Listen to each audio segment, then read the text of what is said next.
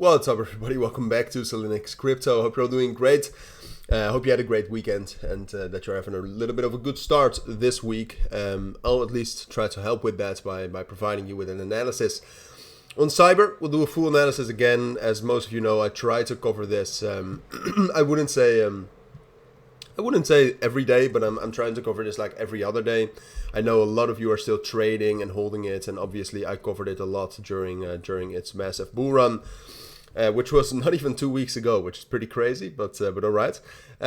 So yeah, what we said in the last video I made, which was on Saturday, was that $5 was coming up, which is a strong psychological support level, also a respected support level right here between 5.2 and $5.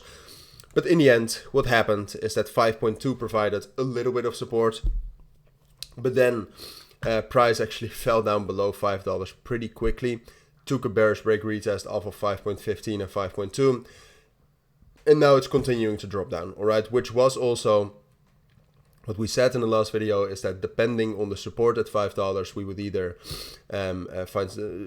get some sort of a rally perhaps from that area, or do something like this, which is, I think, now in the making. I mean, there's this support level right here around 4.5. At which something could happen. That is what we'll talk about. But overall, I mean, Cyber is still very, very bearish right now.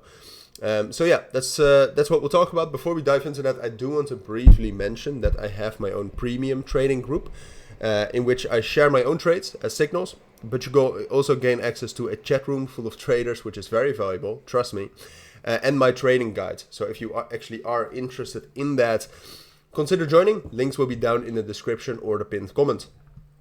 But for now, on to Cyber. So the thing is that usually a crypto that falls down this hard actually gets some sort of a second rally at some point of time.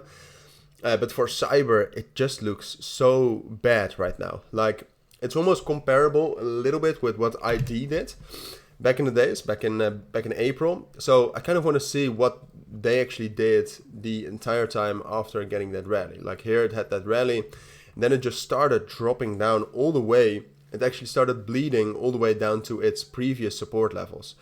So if we assume that Cyber will follow the same trajectory, then what we have to assume is that it will drop down all the way to this level right here, around $4. All right, and I do think $4 is coming in the long term. For now, I think we still have some sort of potential at 4.5. All right, so what I expect is that we'll drop down to 4.5. I expect support there. There's always a chance of a rally, but we would need to see bullish confirmation for that, right? So if Cyber finds support at 4.5 and gets some sort of a bullish breakout, I would say even like above $5. I think that's needed to really get a bullish breakout. All right, then we could rally up to 5.5, perhaps even 5.7, and then we have a nice second rally, right?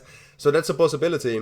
But at this point of time, also given what we saw with Space ID, I would say it's more likely that we will really drop down all the way to $4 before we can even think about a bullish Cyber again. So what I think is most likely is that sure, we'll find some support at 4.5, 4.4, but that there's no chance of getting a bullish breakout.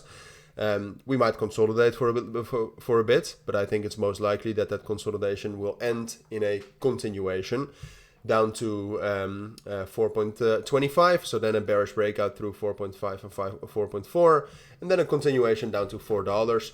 And from there, we will see again. And this might actually happen pretty quickly, because Bitcoin at this point of time is far from bullish.